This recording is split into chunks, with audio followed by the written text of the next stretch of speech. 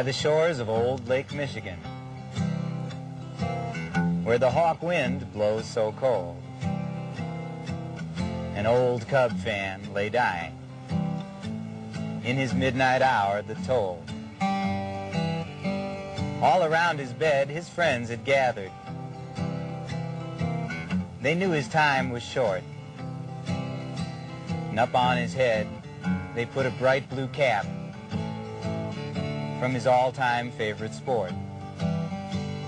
And he said, "It's late, it's getting dark in here, and I know it's time to go. But before I leave the lineup, there's just one thing I'd like to know. Do they still play the blues in Chicago when baseball season rolls around? When the snow melts away, do the Cubbies still play in their ivy-covered burial ground? When I was a boy, they were my pride and joy, but now they only bring fatigue to the home of the brave, the land of the free, and the doormat of the National League." He told his friends, "You know the law of averages says that anything will happen that can. But the last time the Cubs won a National League pennant was the year we dropped the bomb on Japan. The Cubs made me a criminal. Well, that's what they did. They stole my youth from me. I'd forsake my teachers to go sit in the bleachers in flagrant truancy. And then one thing led to another, and soon I discovered alcohol, gambling, dope, football, hockey, lacrosse. But what do you expect when you raise up a young boy's hopes and then just crush them like so many paper beer cups? Year after year after year, after year after year after year after year after year, until those hopes are just so much popcorn for the pigeons beneath the L tracks to eat." He said, "You know, I'll never see Wrigley Field anymore before my eternal rest. So if you have your pencils and scorecards ready, then I'll read you my last request."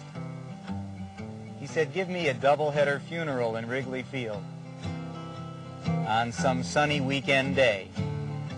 No lights. Have the organ play the national anthem.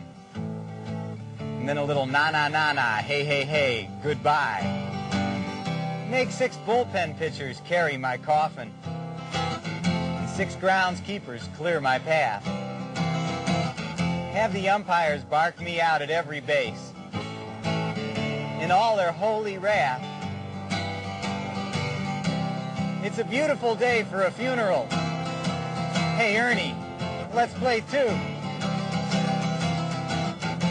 Somebody go get Jack Brickhouse to come back and conduct just one more interview. Have the Cubbies run right out into the middle of the field. Have Keith Moreland drop a routine fly. Give everybody 2 bags of peanuts and a Frosty malt, and I'll be ready to die. Then build a big fire on home plate out of Louisville Slugger baseball bats and toss my coffin in. And let my ashes blow in a beautiful snow from the prevailing 30-mile-an-hour southwest wind. And as my last remains go flying over the left field wall, we'll bid the bleacher bums adieu. And I'll come to my final resting place out on Waveland Avenue. The dying man's friends told him to cut that out. They said, "Stop it. Boy, that's an awful shame." But he said, "Don't cry. We'll meet by and by near that heavenly hall of fame."